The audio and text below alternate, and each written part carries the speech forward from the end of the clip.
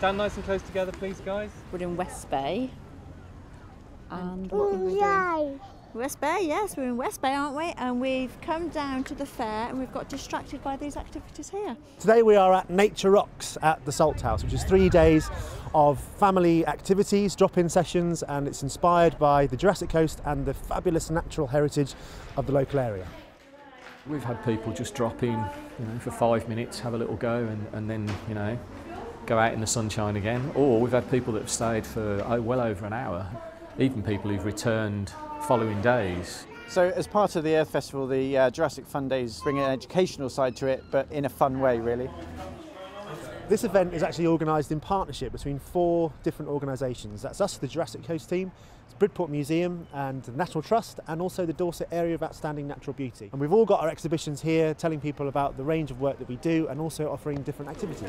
People are experts in their field, but we know the people who are very good at getting people enthused. And eventually what you end up with is the shell of an ammonite buried deep under layers and layers and layers of sand and mud. I'm the Earth Science Advisor for the Jurassic Coast.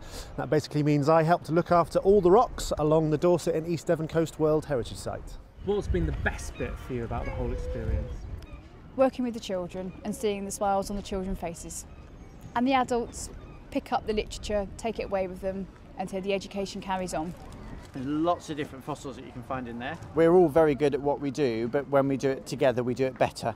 We've been painting those big bugs in there. The key activity is to help local artist Darrell Wakelam to create these enormous giant bugs. We've had 3 days so far. So the first day we built the basic shape of 4 different models, and then yesterday we added all the details like legs and eyes and wings, and then today we've got to try and get as much of the colour done either by paint or by paper mache different coloured papers onto it. There's not really a right or wrong, and I like it because you can get like sticky hands from doing it as well. You're doing well there, guys. Try and get into all these little gaps you can see, look. Right into I think definitely having Darrell do the 3D insects is amazing. The way that he's constructed them but let children almost have free rein. Jiggle it around like I've shown you. Well, I think with any events like this you're trying to highlight the coast, make them understand what an important coastline it is, but in a way that's fun and accessible, and in a way that's not kind of preaching things to them, but letting them explore it for themselves. What have you enjoyed doing most today? Painting. What have you been painting? Flags. We've been making these beautiful bunting, all with ammonite stencils that we've had pre-made. It's been really successful. We've had about 60 children and adults making them today, all sorts of colours. So you need to hold it with one hand, that's it. Get your paintbrush in all the little cracks there. I think sometimes it's nice for adults to come out with their children and do creative things with them rather than expecting them to do things like that at school. I think everyone's really enjoyed the free activities because it's quite hard to entertain children throughout the whole of the summer holidays, so it's nice to do different things. What were you doing yesterday? Painting the bugs. And today? Painting the bugs. There's lots of craft to do, so you can make a ladybird crown, for instance, with the Area of Outstanding Natural Beauty team, and have a little bug printed on your arm. You can make some ammonite bunting with the Jurassic Coast team, look at some fossils with the local geologists who are also exhibiting some of their stuff. These are brachiopods. These are quite common in Dorset. Ammonites are all on the other table at the minute. Shall we go over and look at them? Come on then, let's see the ammonites. That isn't a fossil at all. Do you know what that is? That's a nautilus, which is sort of first cousin to an ammonite. There's lots of different fossils that you can find in here. What about this one? Any ideas?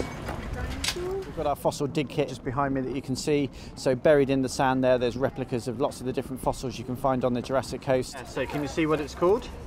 Ichthyosaur. Well done, ichthyosaur, yeah. And see what it says? I like hunting for small animals. So you can see it's got really sharp teeth there.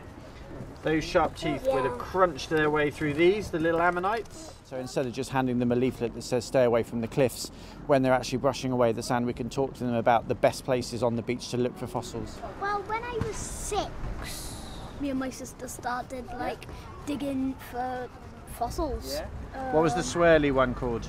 This one? Say again? Ammonite. An ammonite, well done. They really get into it, don't they? They love it, they absolutely love it, and actually the parents love it even more than the kids. Give them a bucket of sand and they have a great time. What have you enjoyed most? Having the children occupied. Dare we say it? For a good couple of hours. We haven't got any paint on holiday with us, and we don't normally do it at home. Not long ago we did the eyes, and then we finished doing the black bits, and now we're doing the whole body apart from the yellow. Well, we've got a golden ringed dragonfly, and just behind me we've got a butterfly that's called a marsh fritillary, and just behind that we've got a cliff tiger beetle. So all local Dorset insects. How's a fossil dragonfly? We're also making a model of a fossil insect as well to link it to the Jurassic Coast.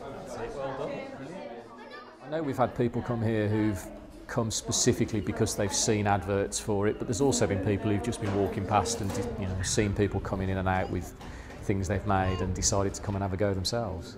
We've painted stuff on our arms. I was starting off with just doing very sort of simple character bugs, but today it seems children are actually coming and actually asking us for a specific type of bugs. I'm attempting to do a scorpion, but I have not a clue what a scorpion looks like. So I'm being guided by this lovely little boy here. How's she doing?